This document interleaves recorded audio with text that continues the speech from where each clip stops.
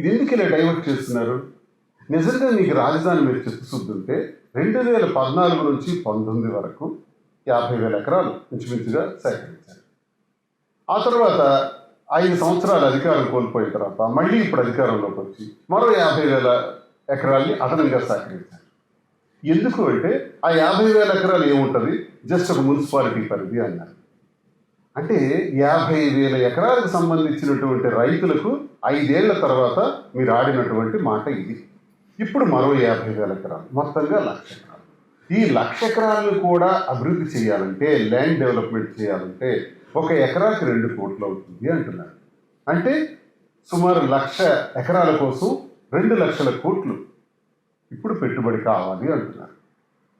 పైగా కన్స్ట్రక్షన్ కోసం మరి ఎక్కడ లేని విధంగా, మీరు ఎక్కడైనా మన ప్రజలు ఒకసారి మీ ఊర్లో ఉండే, గ్రామంలో ఉండే ఒక మేస్త్రిని అడగండి, పిలిచి అడిగితే చెప్తాడు. 1 స్క్వేర్ ఫీట్కి ఎంత ఖర్చు అవుతుంది నిర్మాణానికి అంటే 1,200 నుంచి 1,500 రూపాయలు అవుతుంది. పోనీ 2,000, 3,000, 4,000. 4,000 అంటే బ్రహ్మాండంగా వస్తుంది, రిచ్ కంటెంట్తో వస్తుంది. మరి వీళ్ళు 14,000 రూపాయలు పెట్టారు 1 స్క్వేర్ ఫీట్కి. అంతేకాదు రోడ్ల నిర్మాణం కోసం 1 కిలోమీటర్కి 53 కోట్లు. కేంద్ర ప్రభుత్వం వేస్తున్నటువంటి నేషనల్ హైవే రహదారుల కోసం 20 కోట్ల రూపాయలకి 1 కిలోమీటర్ ఇస్తున్నారు.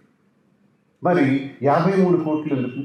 మరి ఈ రకంగా మీరు పెంచుకుంటా పోతే 2,00,000 కోట్లు కాదు. ఈరోజు ఒక పుష్కర కాలమైనా సరే కనీసం పునాదికి కూడా నోచుకున్నటువంటి అమరావతి మరో 2 పుష్కర కాలాలైనా, అంటే మరో 24 సంవత్సరాలైనా ఈ అమరావతి పూర్తి కాదు.